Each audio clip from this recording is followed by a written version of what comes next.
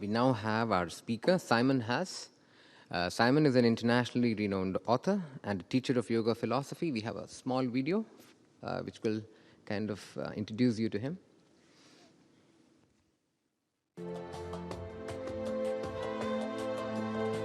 Simon Haas is an internationally renowned author and teacher of yoga philosophy. He specializes in applying yoga wisdom to everyday life, especially in the fields of leadership and decision-making. From the age of 13, Simon began studying the Upanishads and other sacred writings of India. He spent 10 years living in temple monasteries in India, immersing himself in the teachings of yoga. This is where Simon met his teacher, Sri Bhaktivedanta Narayan Goswami, an elderly master practitioner in the Bhakti tradition. Simon now focuses on making the wisdom of yoga accessible to contemporary readers and audiences. He is the author of the bestseller, The Book of Dharma, Making Enlightened Choices, published in 5 languages. His most recent book is Yoga and the Dark Night of the Soul. All profits from Simon's work support registered non-profit causes, including Food for Life Vrindavan, which provides free education, healthcare, and meals to over 1,500 children in need, especially girls, in rural Uttar Pradesh, India. Food for Life Vrindavan also focuses resources on tree planting and environmental cleaning. The Earth is a small, fragile planet. Its wildlife is dying, its forests are dwindling, its climate is changing. Never has there been a need as pressing as now, both locally and globally, for outstanding leadership to help resolve the world's most difficult challenges. The teachings of yoga provide a set of tools for empowered leadership and decision-making. They also call upon each of us, as practitioners, to live responsibly and to take action to help reverse the damage we have already caused. If the world's 300 million yoga practitioners were to unite in taking this global issue seriously, we might be able to say in the years to come, yoga led the way. Simon?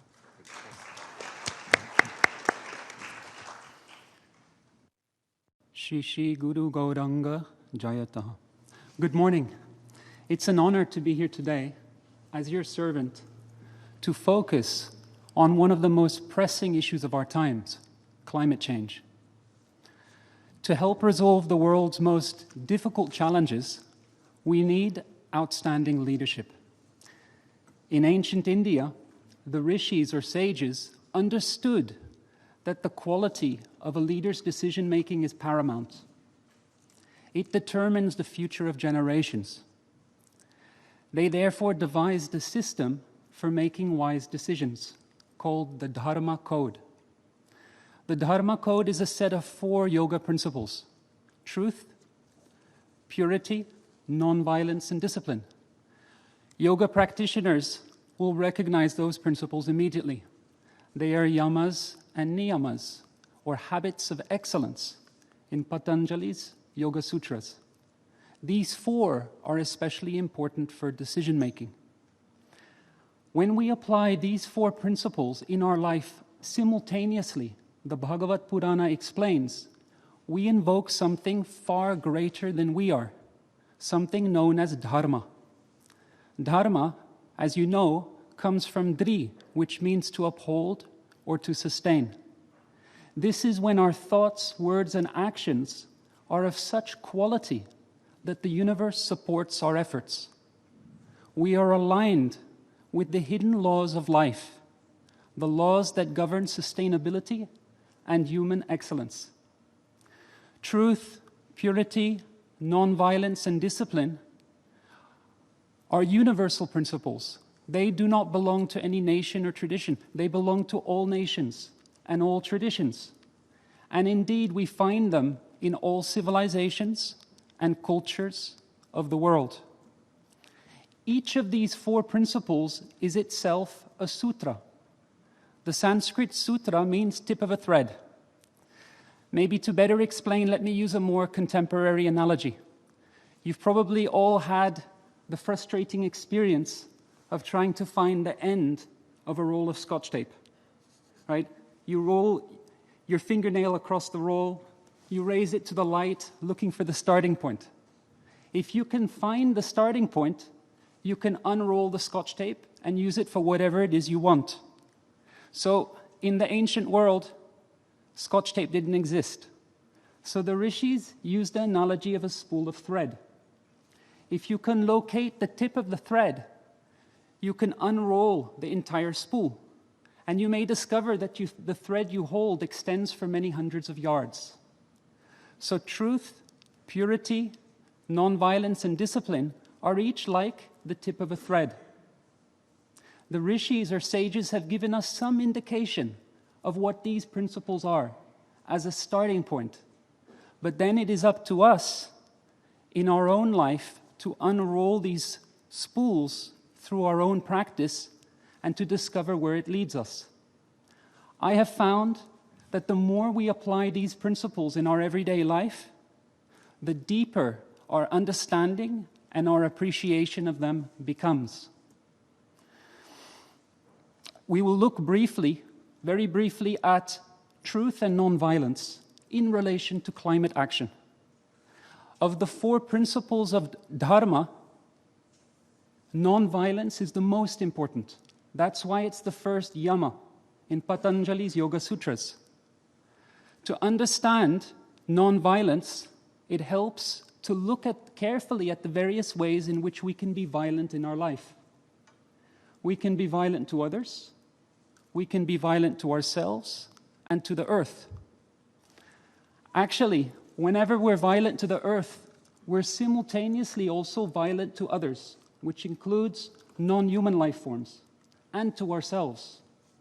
In that sense, aggression to the earth is the greatest form of violence.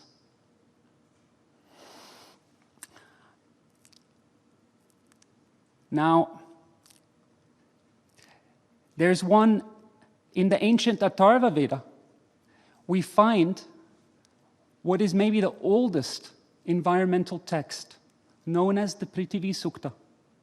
The Prithvi Sukta, or hymn to the earth, refers to the earth as Mata Bhumi, Mother Earth. In one poignant verse, the hymn to the earth exhorts, Mate marma vimrigvari, Mate hridayam arpipam, O purifying earth, let me not pierce your vital points or your heart. Now, as you know, through climate change caused by humans, we have already killed off half the world's coral reefs. We are now causing the Earth's 6th mass extinction event. We are increasing the frequency and destructive force of hurricanes and droughts. Within our lifetime, we will have submerged entire islands and coastal regions in the rising sea, whilst rendering large parts of the Earth near the equator uninhabitable. No one is isolated from this impending catastrophe. It affects us all. We call ourselves Homo sapiens sapiens, wise humans. But how wise can we really say we are? So truth, the second principle of the Dharma code, and the second yama, is about not ignoring reality, but about perceiving things and saying things as they are, no matter how uncomfortable that may sometimes be. When I listen to Greta Thunberg speaking on climate action, her words are startling. They enter the heart like arrows of truth. When we were youngsters, we mostly said things just as we saw them, without compromise. Our simple observations were unaffected and unbribable. In the words of Emerson, they sank like darts into the ears of men and put them in fear. But as we grew up, we began neglecting truth. Our words stopped matching our thoughts. Why are truthful words so potent? Because when we speak truth, the universe speaks through us. As Mahatma Gandhi observed, I may be a despicable person, but when truth speaks through me, I am invincible. Truth is about maintaining integrity or accord between what we think, what we say, and what we do. One ancient text, the Hitopadesh, defines a Mahatma or a great soul. It says, the small-minded person thinks in one way, speaks in another, and acts still differently.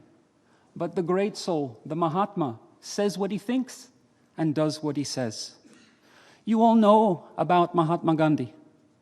He was an elderly man with few possessions, just a few simple pieces of hand-woven cloth known as a dhoti.